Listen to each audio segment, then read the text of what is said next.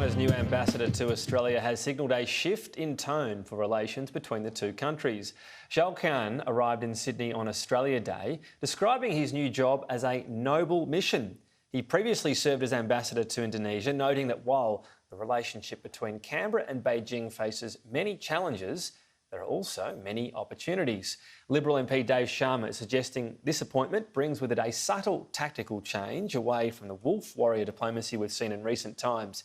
He joined me a short time ago. Dave Sharma, thanks for your time. A new Chinese ambassador to Australia, some very different rhetoric and tone already. Do you see this as an opportunity for a reset? Well, I think it's indicative, Tom, of a less confrontational and a more conciliatory attitude that's coming out of Beijing across the board. I think we need to see this as I think they're desirous of improving relations with Australia. We're certainly keen to improve relations with them, but without sacrificing any of our core national interests. And I think we need to wait and see, but I think this is an important tone that's a little different than what we've heard coming out of Beijing over the past year. It's not your textbook wolf warrior diplomacy that we've been hearing.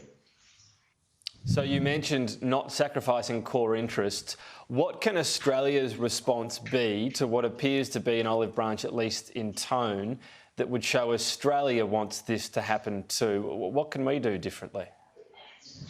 Well, I just make the point, Tom, that we've been extending the hand of friendship, or the olive branch, if you like, for the past 18 months, and it hasn't been reciprocated. But we've always indicated that we're willing to sit down to resume official dialogue, to resume ministerial dialogues, to begin to talk about issues of shared interest, because we do have many issues of shared interest with China, but also, frankly, acknowledge areas where we have different views. So I think it's important that we welcome this change in tone from Beijing, and we also continue to indicate, as we have been doing, our willingness to resume normal dialogue, because ultimately that's how countries are best placed to resolve differences, is by talking them through.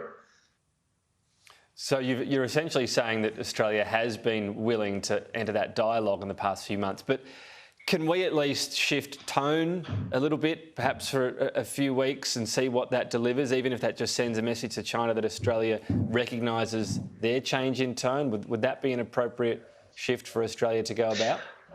Well, look, like I said, I think we should. I'm not going to, I don't know if it's helpful to look back at the past here, but I would just say I think it's important that we do welcome this, what appears to be a new tone from Beijing, and indicate our continued willingness to talk. I think, to my mind, that's certainly what we've been doing over the last 12 to 18 months, but I think it's important that we continue to do that, and we indicate our willingness to resume a more normal and regular relationship with the People's Republic of China. I mean, countries around the world, they don't always share interests, they don't always line up identically, but diplomacy is the tool you have, and dialogue are the tools you have to help you overcome those differences and work on your shared interests. And it's a shame, I think, that Beijing has been unwilling to engage in that with Australia over the past almost 2 years now.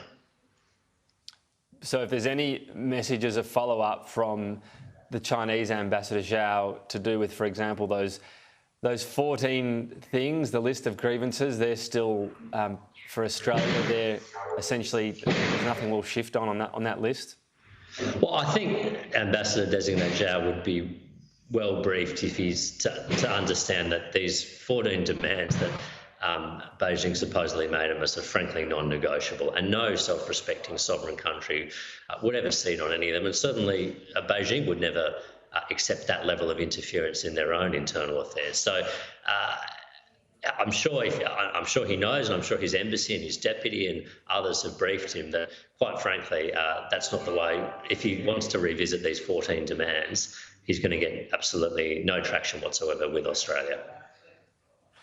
The Prime Minister's WeChat account was taken over by a Chinese businessman seemingly this week. That businessman has said it's nothing to do with the Chinese government. You did say earlier this week you believe this is in some form the Chinese government's doing. Do you stand by that claim? Oh, absolutely. I mean, I'm not saying it was state action, but it was certainly state sanctioned. I mean, the digital platforms, Chinese censorship bureaucracy is vast. And they control very carefully what is said and done on their digital platforms. Things that are critical of the central government in Beijing disappear within minutes.